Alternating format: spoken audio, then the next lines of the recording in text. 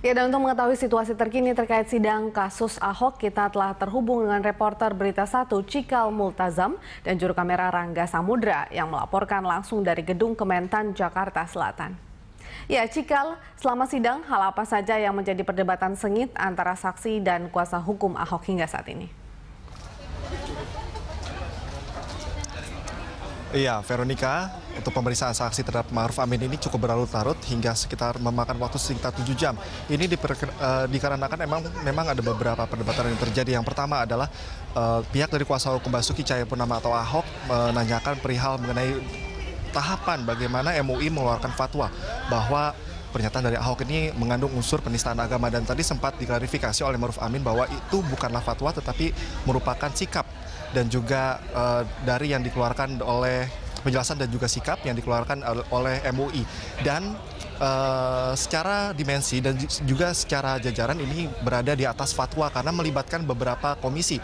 Dalam pembentukan akhirnya menyatakan bahwa pernyataan dari Basuki Cahayapurnama ini mengandung unsur penistaan agama, ini juga melibatkan beberapa komisi seperti komisi kajian, komisi fatwa, kemudian komisi hukum dan juga perundang-undangan, dan juga kemudian komisi dari informasi dan juga komunikasi. Dari beberapa pertemuan rapat yang dilakukan oleh MUI selama kurang lebih 11 hari ini memunculkan satu sikap, yakni pernyataan dari Basuki Cahayapurnama ini mengandung unsur penistaan agama, atau tepatnya menistakan ayat di Al-Quran atau Al-Maidah ayat 51. Dan ini sempat juga didebat oleh kuasa hukum yang menyatakan bahwa sebelumnya MUI DKI hanya memberikan teguran kepada Ahok, tetapi mengapa MUI Pusat justru mengeluarkan pernyataan dan juga sikap. Ini dua hal yang berbeda, tetapi Ma'ruf Amin tadi menyatakan bahwa ini merupakan ada suatu kondisi di mana MUI harus bersikap agar nantinya menetralisir keadaan masyarakat, karena kita seperti tahu sebelumnya terjadi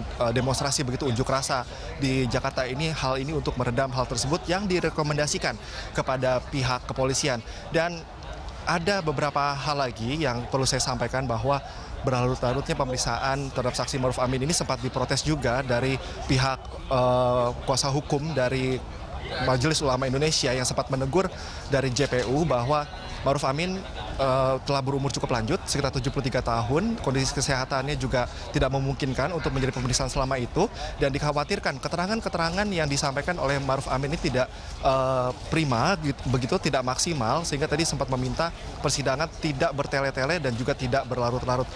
Pemeriksaan dan permintaan keterangan dari Ma'ruf Amin ini sudah selesai, Veronica, pada saat ini, dan saat ini permintaan keterangan saksi dilanjutkan oleh saksi, yaitu Dahlia Umar dari KPUD, yang menanyakan perihal penetapan dan juga pendaftaran dari Gubernur DKI pada sebelumnya. Dan ini juga fokusnya adalah untuk mengetahui apakah pernyataan Ahok di Kepulauan Seribu tersebut dalam rangka kampanye ataupun tidak. Kami akan terus menunggu pernyataan dan juga bagaimana perkembangan dari saksi atau keterangan yang disampaikan oleh Dahlia Umar.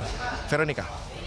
Iya, Cikal, selain itu ada informasi terkait dengan kuasa hukum Ahok yang memang sempat menyinggung hubungan antara Ma'ruf Amin dengan mantan Presiden Susilo Bambang Yudhoyono atau SBY. Nah, apa tanggapan Ma'ruf Amin?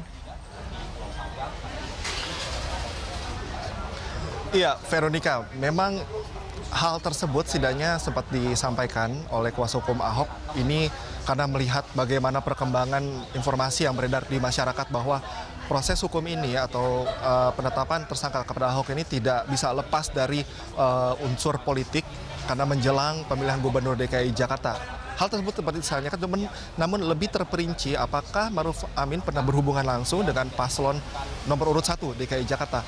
Hal tersebut tidak ditolak begitu, atau tidak, Ma'ruf Amin tidak mengelak dengan pertanyaan tersebut dan mengaku pernah bertemu di kantor PBNU, namun bukan sebagai penerima tamu, melainkan dia berada di lantai 4 dan kemudian sempat bertemu, tetapi tidak mengelak apabila pertemuan itu dikatakan sebagai lobby-lobby politik atau terkait dengan Pilkada DKI Jakarta. Ia pun tadi sempat menambahkan bahwa sejak pertemuan yang terjadi dengan pasangan calon DKI Jakarta nomor urut 1 ini, ia tidak bertemu dengan pasangan calon lainnya, baik itu nomor urut 2, kemudian juga nomor urut 3. Dan ia juga tadi tidak sempat menyampaikan apakah ia bertemu dengan dua-duanya, pasangan calon nomor urut 1 ini, apakah hanya bertemu dengan Agus Harimurti Yudhoyono ataupun dengan calon wakil gubernurnya, yaitu Silviana Murni.